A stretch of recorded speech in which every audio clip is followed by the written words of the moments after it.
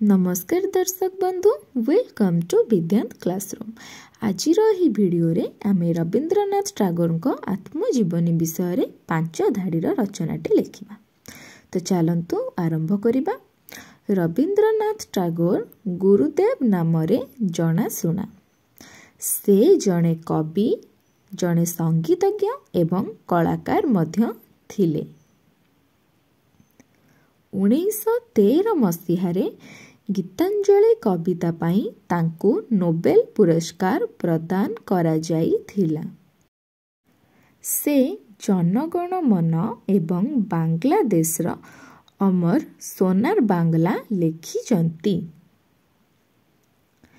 1941 मसीहारे कोलकाता ठारे 80 वर्ष बयसरे तांकर देहांत होइथिला।